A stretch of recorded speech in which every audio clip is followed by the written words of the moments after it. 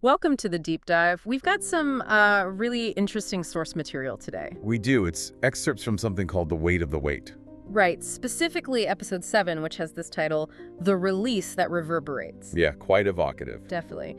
So our mission here is to really unpack this concept of release that's described. Uh-huh.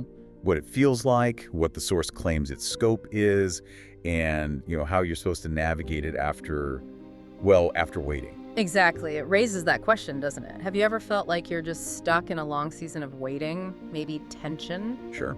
I think many people can relate to that. And what happens when that suddenly shifts? When it's time to move on? This source describes it not as like a quiet little change, but something that actually reverberates. Right. And it grounds this whole idea spiritually. It references Galatians 4.4. But when the fullness of the time had come, God sent forth his Son. Yeah. And the interpretation given in the source is pretty key here. How? Well, it argues this fullness of time isn't really about, your personal calendar lining up perfectly. Not just chronological times then. No, it's described more in terms of covenant and what the source calls our Abba Father's sovereignty. Okay, let's unpack that a bit. Covenant suggesting maybe a divine agreement defining the timing. That seems to be the implication, yeah. And sovereignty pointing towards a timing controlled by a higher plan, not just human effort. And Abba Father is used as a term for God, suggesting closeness. Yes, exactly. A personal fatherly connection. What's really fascinating, I think, is how the source describes the feeling of this release arriving.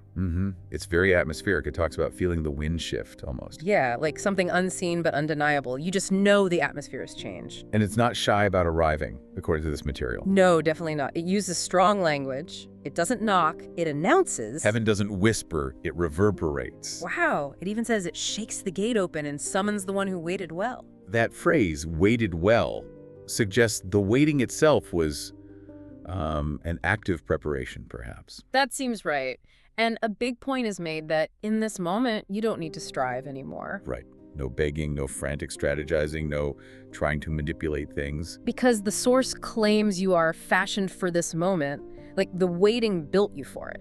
So, okay, if release comes with this reverberation, this force, what does the source say that actually feels like? What are the signs? It describes it coming with a few things. A weight that affirms. Okay, like a sense of substance or validity. Yeah, and a wind that guides, suggesting direction, and a word that must be spoken, an imperative to act or communicate. So it's not passive. There's weight, direction, and a call to speak or act. Exactly. And how does it manifest? What are the outward signs? The source gives examples. The favor follows your feet. Things just seem to work out where you go. Okay. The sound follows your voice, meaning your words have impact. Right. And the fruit concerns the word. You see tangible results backing up what's being said or done. There's that really strong metaphor, too, isn't there? About trickling versus a tremor. Yes. It quotes a message. When I release you, it won't trickle. It will be a tremor. That's powerful imagery. It really is. Yeah. It frames this as Holy Spirit movement that reverberates across realms. So not just a personal shift, but something bigger. And it connects this to an anecdote, right? Yeah. About the ocean. Someone Yeah. standing at the water's edge just saying, I'm ready, into the wind. And the waves Yeah. surge forward. Yeah, described as not destructive, but decisive, like nature itself responding to this declaration of readiness. Which seems to highlight the role of your voice in this moment of release. Absolutely. The source claims, when you speak this time, it won't just be heard, it will be felt. Felt. That's different. Yeah, and that it will travel farther than you imagined, specifically because of this reverberation behind your release. It suggests a new level of authority or impact in your words. So clearly, this isn't just about an internal feeling changing. The source talks about a much wider scope and impact. Oh, definitely. It makes some pretty bold claims. Like what? It says this kind of release shifts families, regions, bloodlines, and nations. Wow, okay. That's significant. It is. And it characterizes this release using specific terms: apostolic, prophetic, and precise. Let's try to break those down a bit, based on how the source might be using them. Apostolic could mean, like, being sent out with authority. That sounds right, like an emissary.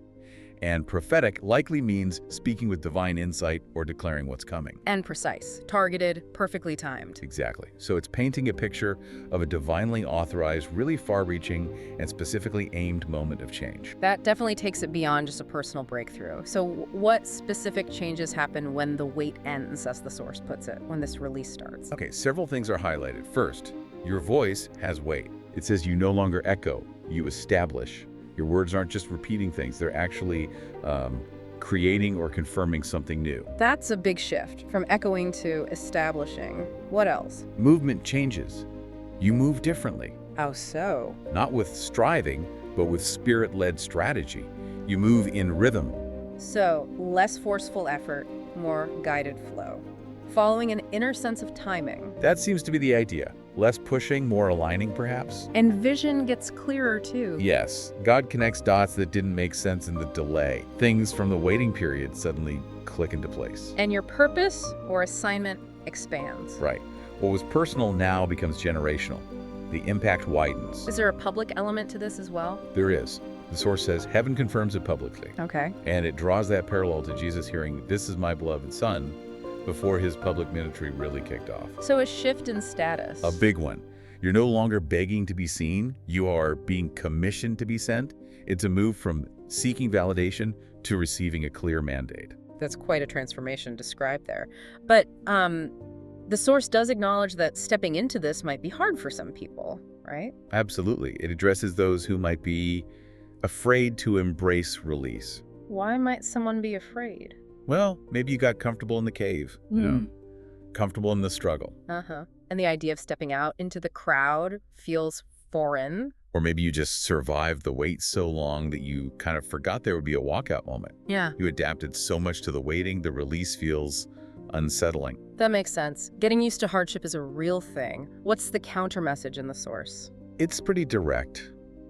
This is not the time to shrink. This is the time to step fully into what I've prepared. So embrace it. Don't pull back. Exactly. And it reframes the difficulty, the crushing, not as punishment, but as preparation. How does it put that? I didn't crush you to keep you hidden. I crushed you so when I released you, you'd carry my sound, not your scars. Wow. So the hardship actually built the capacity to carry the release. That's the argument. It built resilience, maybe character, maybe a specific kind of strength needed for what's next. And the power of the release itself. It's not about your own effort in that moment. Right. The source stresses that it's not performance, it's prophecy fulfilled. Meaning you're stepping into something preordained, not something you have to manufacture. Exactly. You're fulfilling something already declared in this view. Okay, so if someone feels they're in this moment, this release, how does the source advise navigating it? It talks about steering the reverberation. Yeah, it gives some specific guidance framed as preparation for handling this new phase. What's the first piece of advice? Stay low, Okay. which doesn't mean hide, but maintain humility. Okay, how does it explain that? It says your posture must match your authority, and that humility carries power further. The idea that grounding yourself in humility actually amplifies the impact. Interesting. Humility carrying power further. What's next? Move at heaven's pace. Don't rush. Basically, yeah, don't leap beyond grace. The advice is to follow the cloud. That's a biblical reference, right? To divine guidance. Suggesting you move only when and how you sense that higher leading, rather than, running ahead based on excitement or ambition. And what about challenges? Does it address those? It does, with the instruction to guard your gates, Gates, meaning what exactly? ears, eyes, atmosphere. The source warns that new territory attracts new warfare. Ah, okay. So be discerning about influences. Very discerning. Watch what you listen to, what you look at, the kind of spiritual or emotional environment you allow around you. Expansion can bring new opposition. Makes sense. And we talked about speaking with impact. How does that apply in this phase? The instruction is prophesy with precision. Precision. Yeah, it says this is not the season for fluff. Speak only what burns in your bones. So only speak what feels like a clear, intense, divinely given message. No filler. That seems to be it. Speak with clarity and purpose, nothing vague. And lastly, there was something about multiplying. Oil. Yes, multiply the oil, which is explained as pouring into other people. Mentoring. Training. Exactly. Activating others. It connects this to the principle. Freely you've received. Now release. So the blessings or insights you gain aren't just for you. Apparently not. They're meant to be shared, reproduced. The oil probably symbolizing anointing, blessing, spiritual capacity, that sort of thing. The source then wraps up with a kind of declaration or prayer, doesn't it? It does, and it really pulls together all these themes we've been discussing. It starts with thankfulness for the whole journey. Yeah, including the weight of the weight, acknowledging the silence, the pressing, the pruning, the process, and then gratitude for the release itself. And then some strong personal declarations about how to step into it. Right, things like, I will not shrink back. I will not sabotage the moment. I will not apologize for what you've mantled me to walk in. Real statements of intent there. Definitely. Yeah. And it includes that specific request we talked about. Release me with reverberation. Asking for that powerful, impactful kind of release. With desired outcomes like, let every step echo obedience. Let every word shift atmospheres. Let the sound of my surrender awaken the earth. It really frames every action, every word in this new season as having potentially huge significance. It does. And it concludes with that final affirmation, I am ready, and it is so, and so be it. So this source gives us a very particular lens on these major transition points, these breakthroughs. A very specific one. You've dug into its description of release, not quiet, but powerful, timed, reverberating. We looked at what it claims that feels like, its potential scope, and the guidance it offers. It really paints a picture of moving from waiting to a very dynamic guided action. So thinking about this perspective, this idea of a release timed by something beyond you, impactful, guided, what does that make you, the listener, consider about shifts in your own life? Maybe moments where tension finally broke, or seasons of waiting that feel like they might be shifting. Does this framework resonate at all? And here's maybe the most provocative thought to leave you with. The source makes that massive claim we discussed, that this kind of release isn't just personal. It can shift families, regions, bloodlines, nations. Calling it apostolic, prophetic, and precise. Exactly. So what might it actually mean to view major turning points maybe in your life, maybe things you see happening in the world through this very specific lens of a far-reaching, divinely orchestrated reverberation? That's definitely something to mull over, a different way of looking at significant change.